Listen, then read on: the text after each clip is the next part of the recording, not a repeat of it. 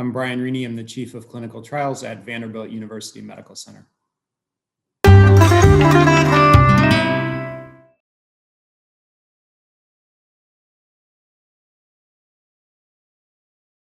So in terms of an exceptional responder, I'm actually going to do two, one on a VEGF therapy and one on immune therapy, since that's the major way we treat kidney cancer. So the first is a gentleman who went on a frontline trial of axitinib, gosh, it must have been 10 years ago, who had biopsy-proven relapse disease in his adrenal and other places, and had had a nephrectomy, months to years prior.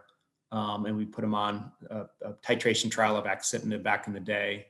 And the patient, had a complete response and has maintained a complete response for years, again, at least 10 plus years.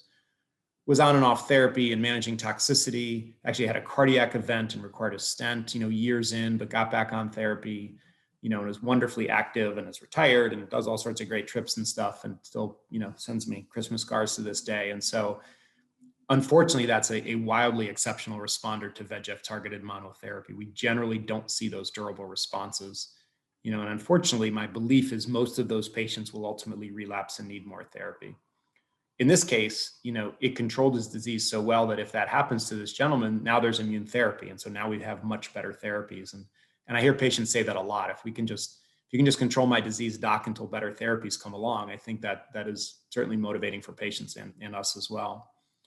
And then the second case briefly is a gentleman who went on one of the first Ipi-Nivo studies in kidney cancer. It was one of the early sort of dose finding studies as I remember it. And actually, interestingly, he had prior interleukin-2.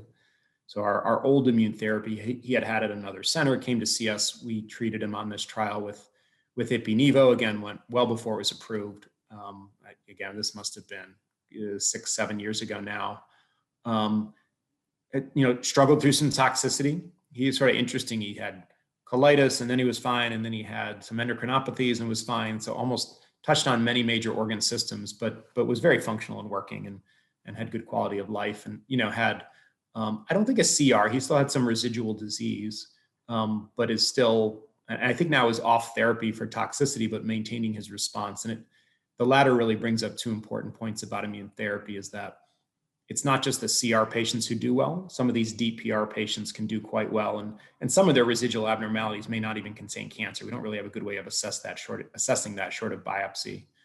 And also that for some immune regimens, especially a dual immune regimen, there is something that, has been characterized as a treatment-free interval.